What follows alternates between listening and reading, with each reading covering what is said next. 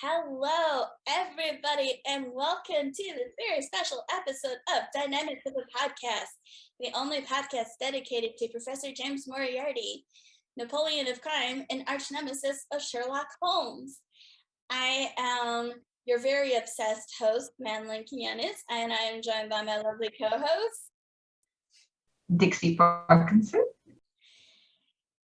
Man, your audio cut out just a tiny bit on that. We are having a little bit of technical difficulty today, unfortunately, but hopefully this will still be a good episode and he doesn't have to do too much editing. Okay, so what this is all about 221B car, which we are recording the week after the con. And this was my first time going in person. And like I said, I am totally obsessed. So yeah, anyway, this was my first Sherlockian event in person ever. And that was really amazing. I finally got to meet a lot of my Sherlockian friends. And that was wonderful. And I got to meet more people and they were wonderful. And wow. As you can see, I am wearing this year's con t-shirt. I am gonna really quick show off the back for the sake of the audience. So let's see. Hopefully that's a good view. Is that a good view? Yeah. Okay, Yep. cool. So yeah, this year it was all about the food truck. Let me take off my pronoun pin here. But yeah, the badge with my weirdly dirty name sticker. I'm not sure what happened to that. And all the ribbons. I love especially the Life, Love, and Sherlock Gnomes one. Like, bless whoever came up with that one. Sherlolly. And then the 3 official 221B con ribbons at the bottom. This is just apparently a convention thing. I'd never heard of this before, but it's a thing that happens. And so now for next year, I've got to find out how these things get made. We've got to figure out a Moriarty one to hand out at the con next year, because that'll be amazing. Yeah.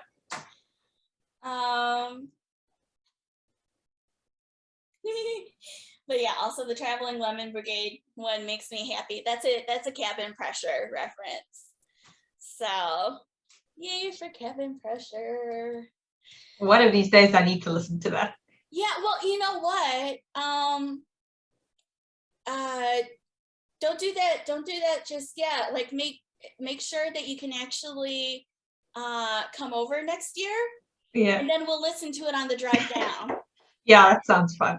Yeah, because it's great for a road trip listen. It's Yeah. a lot of fun doing that. But yeah, I so want to be there for you listening to Cabin Pressure for the first time. It is a wonderful experience. So yeah. So here's the program. Again, the food truck thing. Let's see. Schedule. Oh, the printout of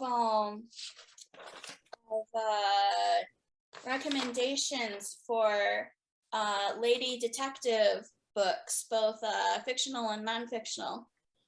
That was a good panel. That was a really good panel. I'm getting ahead of myself. But yeah, I'm going to be referencing the schedule here because that's going to help me remember what happened when and what I did and what I didn't do. And the thing is, I feel like this is probably an exaggeration, but I feel like almost half the panels that I meant to go see, I did not, because I was like hanging out with other Sherlockians in the bar, and it was great.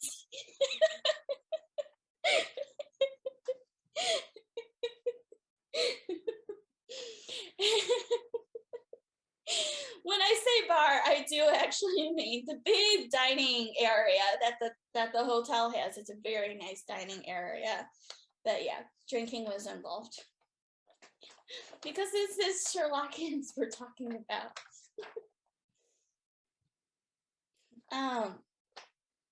Okay, so I got in Thursday night. I got in late Thursday night. I got lost trying to find the hotel. And stuff doesn't actually start until 5 p.m. Friday afternoon or evening, depending on what you think 5 p.m. is. But yeah, panels start at 5 p.m. on Friday, and then the very last one is a closing panel on Sunday at 4 p.m. So from Friday evening till Sunday afternoon, busy. So a quick plug. After recording this episode, I am also going to record another podcast episode, which is also a recap of 221 BCon with Brad Kefauver for the Watsonian Weekly. That will not be on video, so I think that this one slightly has the edge up because I get to do some show and tell. But Brad did go to some stuff that I did not go to. So between the two of us, we had a more or less complete Sherlockian experience of the con. So I do recommend that if you go listen to the weekly, if you haven't, because probably our episode is going to come out after the weekly anyway. So okay, the first panel that I went to was the Sherlock Holmes. This is cute. The 2021 Sherlock Holmes Society Roundtable, and that ended up being kind of. Brad ended up leading the discussion, and then Steve Mason joined him, and those two play really well off each other. Sometimes it's a little scary. But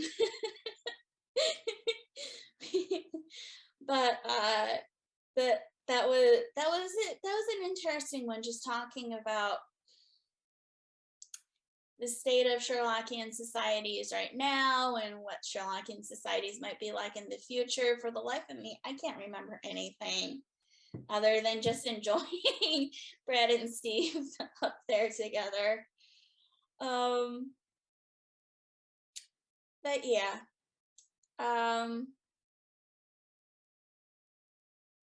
Yeah, I'm drawing a blank. I should have taken notes. Oh.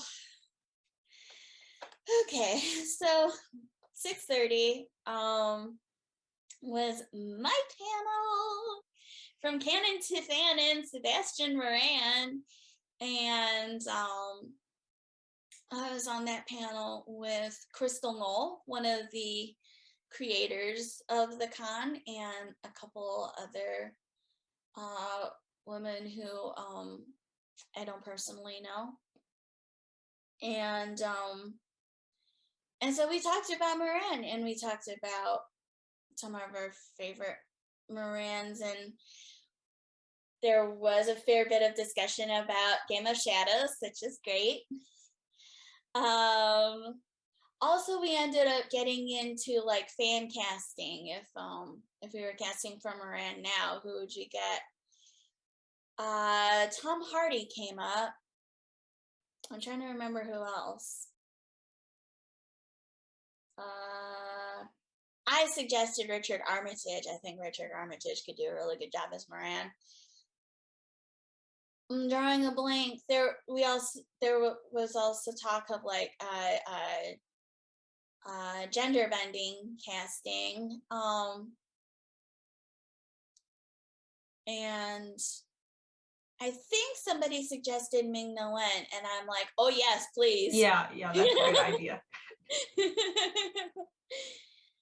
Definitely.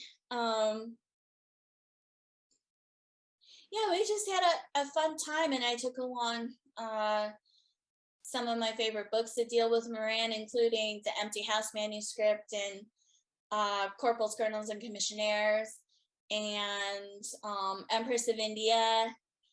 And I also took along Nefarious Villains of Sherlock Holmes and got to show that off, and that was exciting.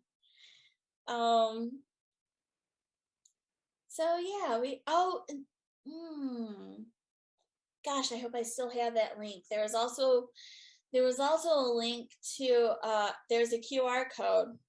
One of the other panelists had created a QR code for the Sebastian Moran tag on AO3. So it actually captured like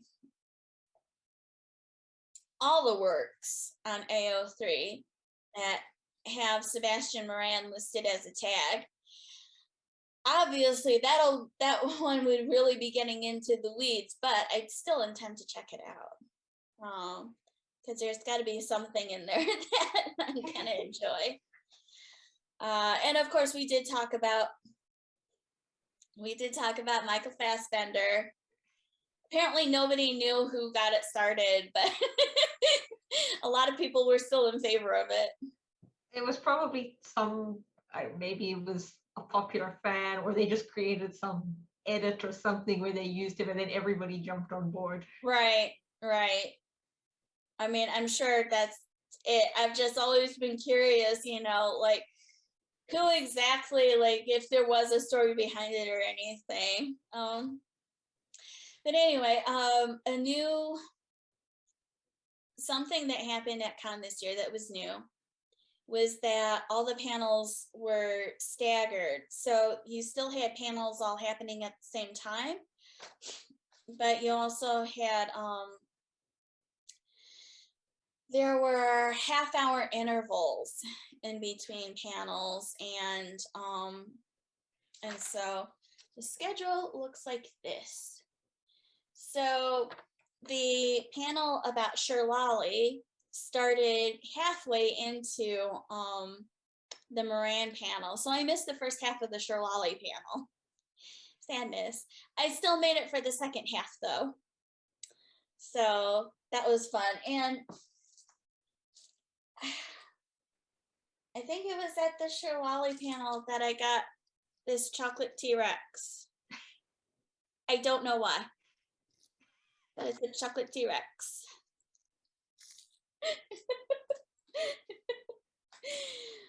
So that was fun, just getting to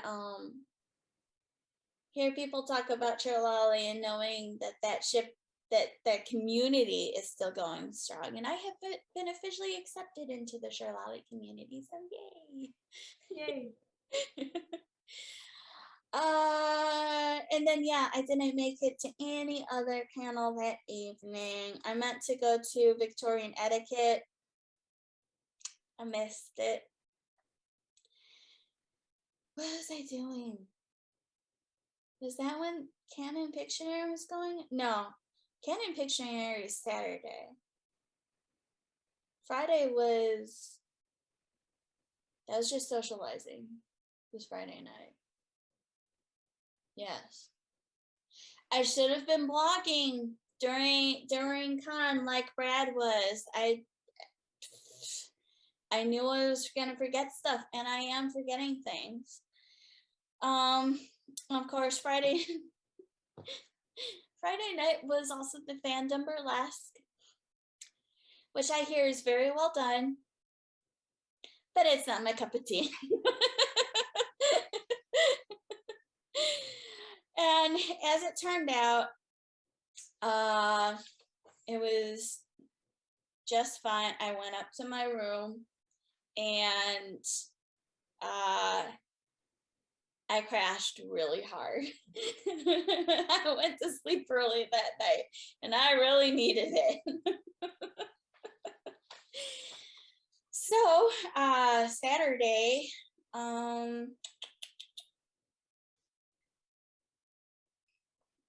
I started the day out at 10:30. Well, actually, I shouldn't say.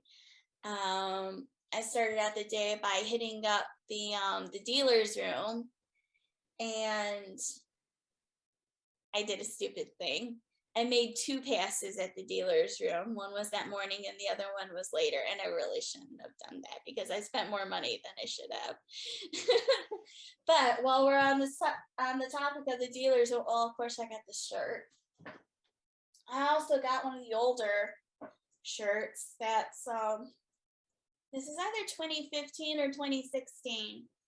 But it has Ian McKellen. Oh, that's nice. Yeah, it's really nice. I am really happy that they had this one in my size because that's kind of hit and miss with the old ones. Because I think they're just getting rid of their inventory. There was one really pretty one with like a honeycomb pattern that was like gold on red, and I really wanted that one, but they didn't have one in my size. Sadness. I have not been able to find the Sherlock, the Sherlock and Molly stickers that I got. Oh, wait a sec. No, that's not it. Nope. Doggone it. Well, anyway, one vendor was selling tiny books, like a lot of the classics and also the entire canon. This is A Study in Scarlet, and That's so cute. it is cute. And here's the cool thing. It is the complete text of the book. And in fact, it is just big enough that if you have good enough eyesight, which I actually do, that you could read the whole thing if you wanted to. I'm not going to because I don't want to wreck it. I don't want to wreck it, but it is really, really cool. Yeah. If the vendor is there again next year, I will get Son of the Four for sure. Like I said, I'm missing the Sherlock and Molly silhouette stickers that I got, which, I mean, they're around here somewhere. I just cannot find them. But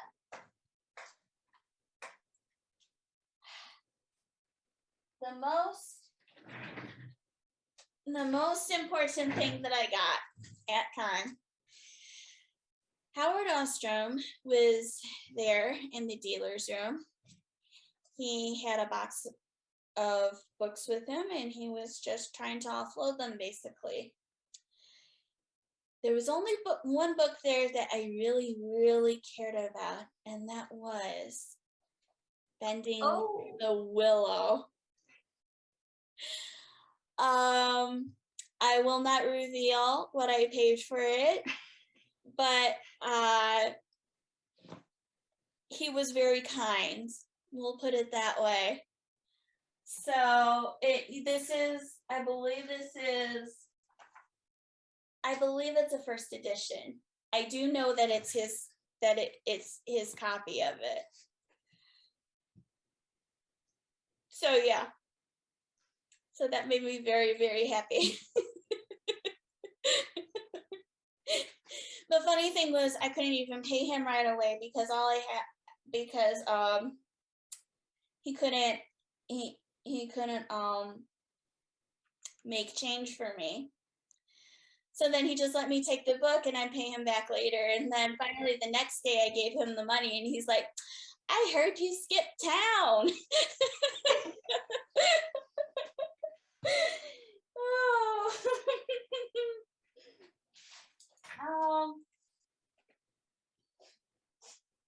There's another book that I ended up buying, and it's a book that I've actually wanted for a while. Villains, Victims, and Violets: Agency and Feminism in the Original Sherlock Holmes Canon.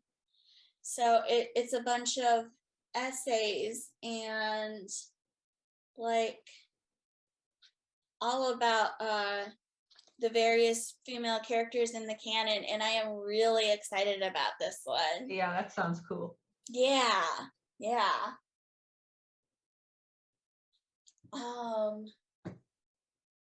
Meanwhile, my Sherlock stickers seem to have disappeared into thin air. Well, I call them Sherlock stickers. They're not really Sherlock stickers, but the cute thing was that that this vendor was selling silhouettes of the various characters, and like, you know, the idea was that you could get one character and another character, and you know, like pair them together as your ship. So that was a really cute idea.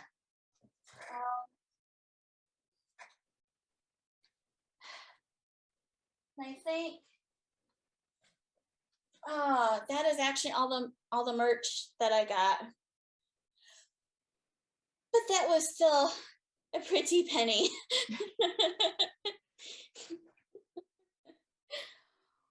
So then after spending too much money in the dealer's room, there was the panel, the canon and the mythos. The mythos specifically being the Lovecraft mythos. So a panel about kind of Lovecraft and crossovers between Holmes and the Lovecraftian universe. Of course, a study in Emerald came up, and it was just really interesting. It's like, I'm not into horror, but I don't know, something about the Lovecraft stuff is just intriguing. I think because it's not just it's kind of grand and epic. Yeah. And I think that's what draws me to it, even if it's like. So then. Oh. There was a panel called Venereal Disease in the Sherlockian Canon. Brad wasn't going to go to it either, and then he found out who was presenting it. I didn't, so I totally missed out on what sounded like it was actually a fun panel. Because the presenter was Marilyn McKay, longtime ASH and also BSI. That's Adventures of Sherlock Holmes and of course Baker Street regulars. And Marilyn is one of the former editors of Adventures of Sherlock Holmes's journal, Serpentine Muse. She is a retired dermatologist, and I got to meet her. She's great. I love her. And after having met her, I could totally understand how she could take a topic that sounds as squicky as venereal disease and turn it into something enjoyable. She is that kind of person. So, but yeah, I skipped out on that, and I ended up having lunch, and I missed a bunch of panels. And then and I miss all the Atlanta Radio Theater Company productions, which sucked because it sounds like they're good stuff. So I'm gonna have to try to make it to one of those next year, or else try to they actually had a booth selling some of their recordings. I should check into that because it sounds like they do good radio dramas, and I'm always here for a good radio drama. But at 2:00 was a panel that my understanding is that it is a standard of the con. Women of the canon. Problem was, no panelists showed up for that one. And that is something that did happen with other panels, that nobody showed up and they got turned into roundtables. So Heather Hinson from Parallel Case of St. Louis and also John H. Watson Society ended up kind of leading that one for a little bit, talking through her essay. I don't remember what it's called now, but she wrote an essay a while back that ended up being published in the Watsonian in parts about 4 women who were important to Sherlock Holmes. I think the first one was Mrs. Hudson. Second was Mary Morstan, or maybe second was Violet Hunter. Third was Mary Morstan, and fourth was Maud Bellamy from The Lion's Mane, probably one of the most overlooked female characters in the canon. And it was, her paper was good, and it was a good discussion. And then this is my favorite. This is my favorite story from last weekend. So with the start of this panel being a little rocky, it was suggested that we talk about the female characters for half an hour and then adjourn to the bar. And it so happened that at the half-hour mark, we really had come to kind of a good finishing place. So we really did all go to the bar. And that is probably the most fun that anybody has ever had at the Women of the Canon panel. It was really fun. And then, of course, we still ended up talking a little bit more about the female characters over our drinks. So a good time was had by all.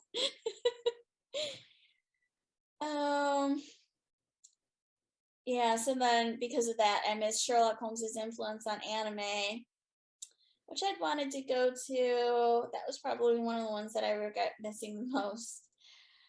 And then after that was the Alpha in Goose Club Pub Trivia. And that was hosted by Brad and a goose who shall remain nameless. And it ended up being less like a trivia competition, more it was really like a game show. That's what Brad said. He set it up like a game show with like a bunch of different influences. But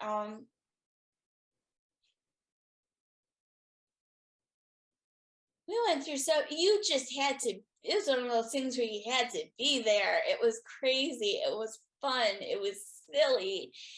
Ain't nobody was touching the carbuncles that the goose coughed up. And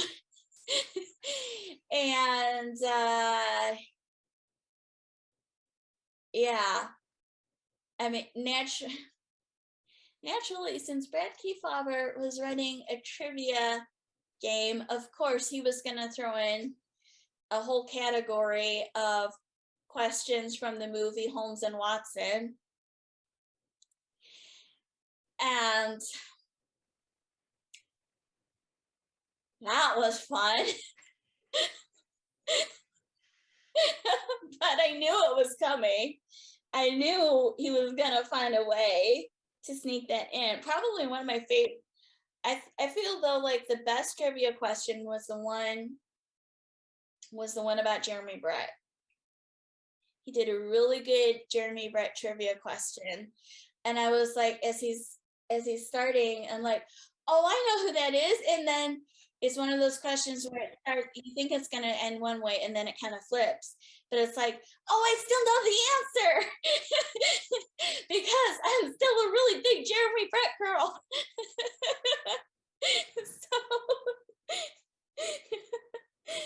So that was great.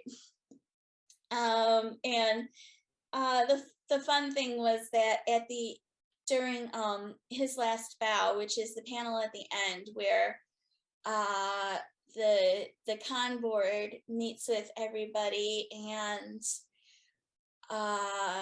we talk about how the con went and what went well and what might need improvement. It's really mostly a lot of praise, and some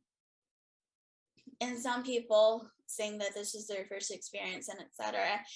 Anyway, Brad got a pretty big shout out. There are definitely people who want the Alpha in trivia to come back next year, and I really do too, because that was a whole lot of fun.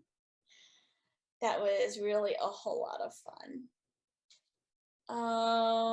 There was the costume showcase. I kind of made it to that. There were not as many cosplayers this year, I think, as there have been in years past. But there were also not as many con-goers as there have been in years past, which, I mean, totally understandable. But then at 6 o'clock Saturday night was Springing from the Chair, musical cues for Sherlock Holmes characters, and that was done by Josh Harvey, who, oh Lord, I'm forgetting the university he teaches for, but he lives in Missouri and he teaches music. And it was fantastic. Josh is really smart and really enthusiastic, and he really knows his stuff. And he talked about music for Moriarty, Irene, and Watson in BBC Sherlock, Granada, and also the Soviet, the Len film adaptation. And it was great. Note to our audience, we are definitely going to get Josh on this show, and we are going to try for this summer,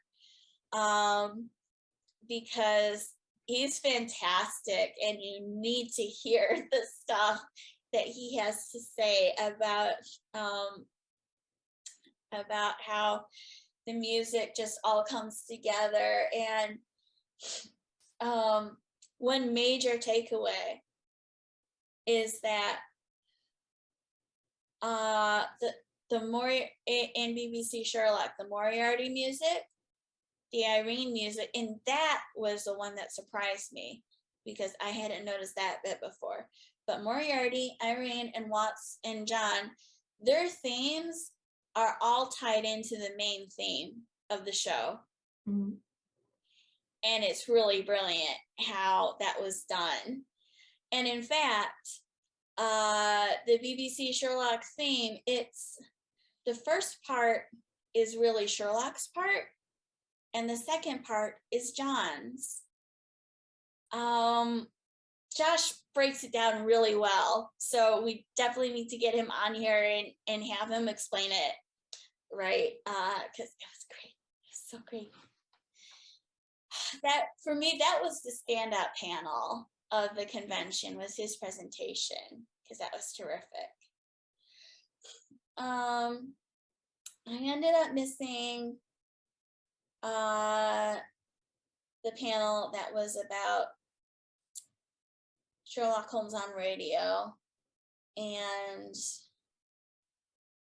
that I regret, but I missed it. Historical men's fashion I also missed. I was getting a late dinner. That's what was happening. Fred and I both went to the How to Podcast panel, which did have me thinking about some things, and now I'm forgetting about the things that I was thinking about. But I forgot about, so pub trivia, part of the fun of it was that there was this mystery box. Brad was teasing about that on Twitter for a while before the con. There was a box that ended up, it was full of goodies, books and stuff inside. And at some point, almost a lot of different people ended up getting a shot at going into the box for 5 seconds and pulling something out to take home. So, oh, this was the most exciting bit. Dancing to Death. This is the manuscript book for the dancing men. So that was really, let me see if I can, oh yeah, here we go. Oh, nice. Yeah, so that was very cool. There was also, I will be reading this.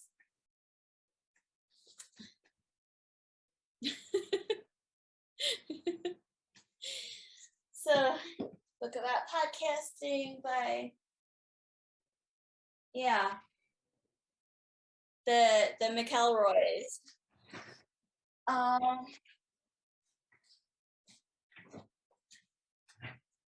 And multiple random issues of the Holmes and Watson report, which is a journal that I think Brad ran or helped run, or what does the copyright page say? Okay, yeah, Brad ran it. Publisher, editor-in-chief, and absolute scapegoat. That's our boy. And the funny thing was that at least once, I don't have any other editions of this, but it looks like once or more than once, the Holmes and Watson report became the Moriarty and Moran report. So the whole thing is the Holmes and Watson report just totally flipped and evil. Oh, so really cute. These are all really great, and I am very happy to have them. And that was what I ended up pulling out of the mystery box. So yeah, went to the How to Podcast panel. Forgot most of what I was thinking about it. I meant to go to the Doctor Who panel, but then I didn't. and that's when I ended up getting into a game of Canon Pictionary with Marilyn McKay, Ashley Polisek, Curtis Armstrong, who I met for the first time at this convention, and he's a lovely gentleman. And let's see who else. Heather was there, and also Kristen Mertz. She's from Parallel Case of St. Louis also. So Parallel Case of St. Louis was oddly really well represented at this convention. And it's like, Rob Nunn, why weren't you here? You should have been. So yeah, so we were doing Canon Pictionary for a long time, and that was a whole lot of fun. That was so silly. We were all laughing so hard, and yeah, a good time was had. So next morning, first thing that I went to was the Mycroft Holmes panel. Joanna Carlson was on that panel, and along with someone who I don't know personally, and primarily we were talking about BBC Mycroft, but we still talked about canon, and we talked a little bit about Enola Holmes Mycroft, and we talked a little bit about Kareem Abdul-Jabbar's Mycroft books, and yeah, it was just a really good discussion, and a lot of Mycroft love, which is always nice. Yeah. So there was that. Next panel I went to was female detectives inspired by Sherlock Holmes, and that's where this list comes from. And something that I didn't know was that female private detectives in real life had actually been around, like, before Sherlock Holmes was around. So that was interesting. That it's like the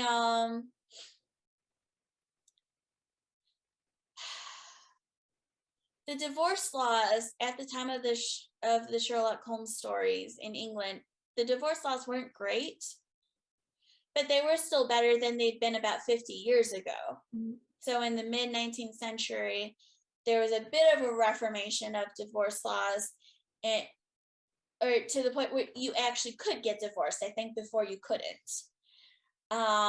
So you could get divorced, but you had to have proof of adultery.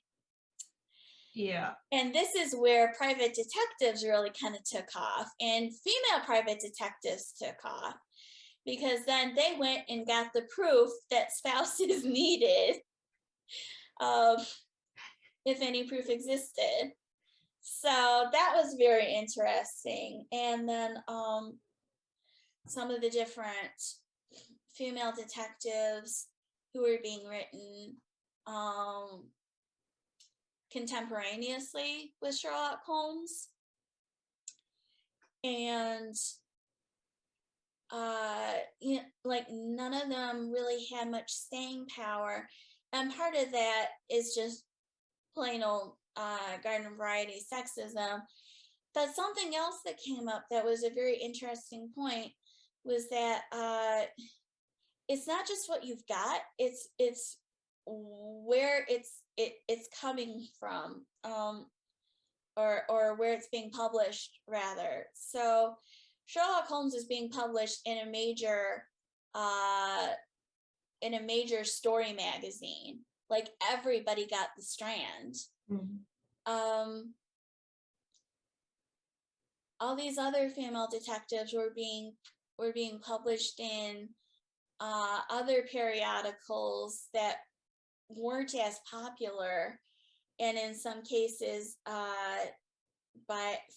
in periodicals or newsletters that were actually for women in the first place. So, like, automatically men weren't even reading them. Yeah. So that was fascinating to me. And I have a bunch of books to add to the TBR pile. But do you have space for the books? I don't have space for the books I got. Brad wants to offload some of his books on me.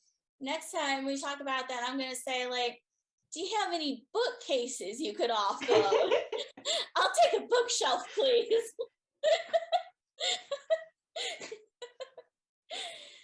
So, unfortunately, there was a panel called Feminist Takeover of Sherlock Holmes, which I would have loved to go to, but it was at the same time as creating your own Baker Street timeline. And yeah, I was not missing Brad's chronology panel, and I'm really glad that I didn't, because what he had were a Sherlockian chronology sorting deck. This one is actually, I got a second deck for, and I'm gonna mail it to Claire and watch her suffer. I am such a brat. But yeah, I've got, this is here, these are the instruction cards. This is what I haven't sorted still. I've got like 30 plus cards laid out on my coffee table. Maybe more like 40. I think, yeah, I've got something like 40 cards laid out on my coffee table, and I still have all of these unsorted, and I'm just like, it's gonna take more brain power to try it to there is this big knot created by Sign of the Fork, Copper Beaches, let's see, Case of Identity, Red-Headed League, and 5 Orange Pips. That it's like they all well, aside from Sign of the Fork, they all kind of reference each other because they were like being written together, but they don't actually happen together. So it's like this really, it's like this way madness does lie.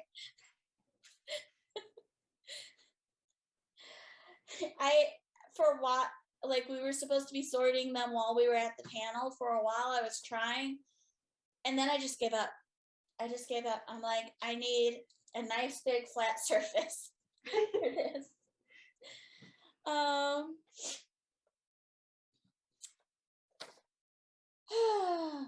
yeah, after that was an hour with Curtis and Ashley. Yeah, you didn't often see Curtis Armstrong and Ashley without each other at panel, which was funny. But they are good friends. And so Baker Street gave Ashley Polisek, PhD, and Curtis Armstrong, fairly, I think, still well-known actor. And they had a panel that was loosely based on the idea of the audience would suggest bring up adaptations to them, and then they would judge the adaptation for Curtis based on the quality of the performance, and for Ashley based on various adaptation criteria. I forget the word that she used or the term that she used. It was very academic. And it devolved because of course it did, but we got some really funny stories from Curtis. He has a lot of great stories, and he's very good at telling them. But yeah, those two were very funny together. And there was also this weird dance that they created, and Shayna Carter took a video. I need to go watch it again to see if I can try to get that dance down, because apparently they're going to do it again next year, and everybody has to know how to do that dance by then.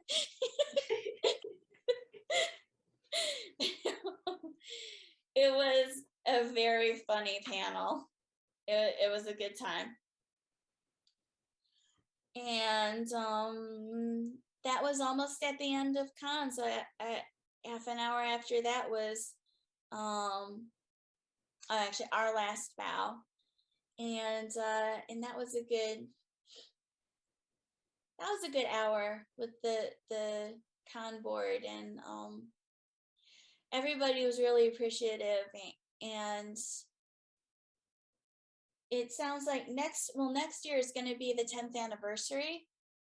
It is actually also going to be the 10th 221 Con, because if 2020 had happened, then it would be the 11th actually. Yeah. But since 2020 didn't happen, it's the 10th, on the 10th anniversary. So they are gonna bring back apparently some stuff that they've done in the past, and it sounds like it's gonna be really good, so we gotta be there. And I'm forgetting things. Maybe I'll remember them in time to talk with Brad about them. I'm forgetting things. Oh, but it was such an amazing time. The food truck was good. By the way, the food truck was good. They had good cookies. They had big cookies. And that was very good.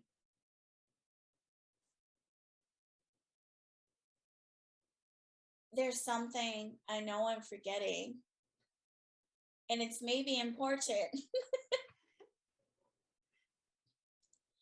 And I just cannot for the life of me remember.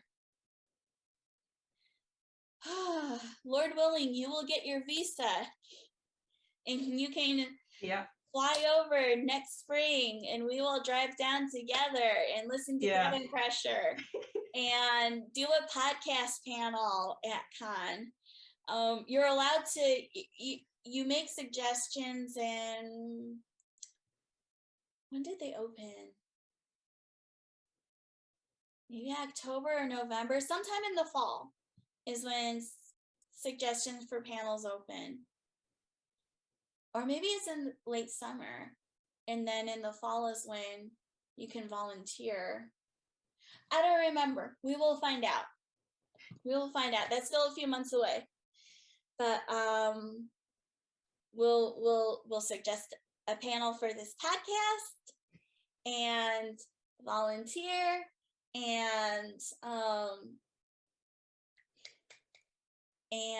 like I was telling you yesterday, I've even got the perfect idea for it, which is inserting Moriarty into any one of the 57 stories in the canon that he's not involved with.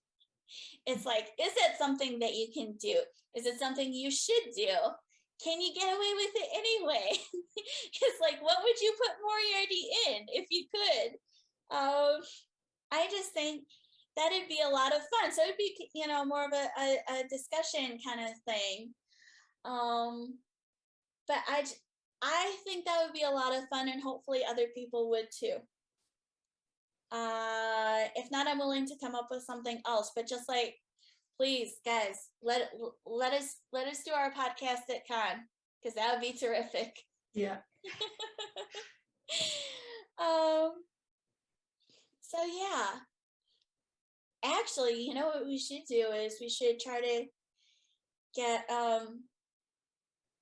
Crystal and Heather Holloway on the podcast, and just when it gets closer to con to kind of promote, their 10th anniversary con. Because I think that would be fun. I'd love to just talk with them about it.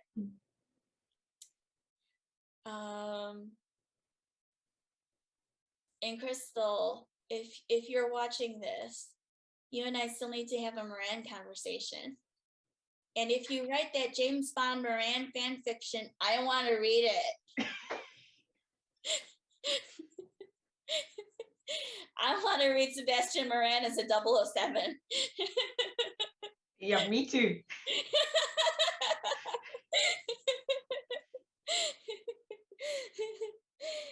So yeah, that is basically my first convention experience. Saying goodbyes on Sunday night sucked. That was so sad. And then the drive home was actually the drive home was dangerous because it was raining most of the time, but it was also really depressing. And at one point I'm like, I'm gonna die out here. I'm gonna die in this downpour, and it's gonna be so sad because everybody just met me. Well, at one point I was boxed in by semi trucks on all sides, and I'm just like, oh, this is how I go. This is how I go. But yeah, that was like one of the best times of my life. That was one of the best things I have ever done. So yeah, actually a big thank you to 221 VCon, to all the people who made it possible, because that was a life-changing experience. I already warned Dixie. I am going to be obsessed with this for like forever. Definitely until the next one comes around again. It's going to be crazy. But we are coming up on time. I got to get over to record with Brad now. But before we go, quick announcement. June 4th and 5th is SherLollyCon. I think it is the third SherLollyCon they've had. I think. Second or third. And you can go to, I believe it's SherLollyCon, SherLollycon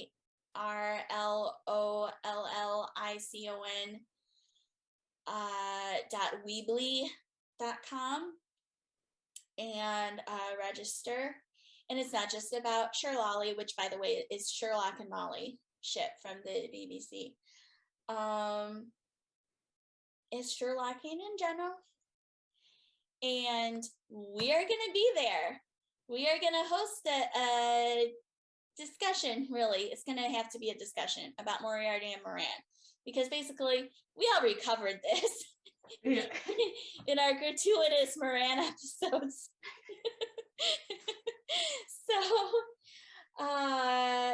we will be leading a discussion about Moriarty and Moran and record it. And it is going to be terrific. So, like, register and show up, and a good time will be had. And there's nothing else definite at the moment that I can think of coming up. We'll try to get Josh Harvey on sometime in the next couple of months. And we might have a really big interview coming up sometime in the future, but that's not a given yet, so can't really say anything. And then sometime in the fall, something is going to happen. But details aren't official about that yet either. So keeping a lid on it for now, but kind of be watching the general Sherlockian social medias and stay tuned, because hopefully we should have some details about that in the general future. So yeah. That is 221BCon 2022.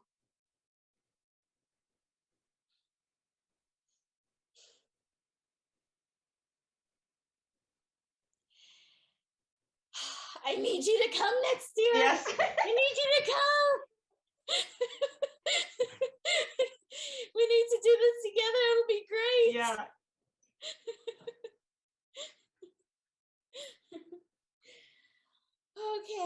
Okay. Well, thank you everybody for watching. I hope it was enjoyable for you. And if you haven't been to 221BCon, you should totally come, because it's a great time. It is an absolutely great time, and there are great people there.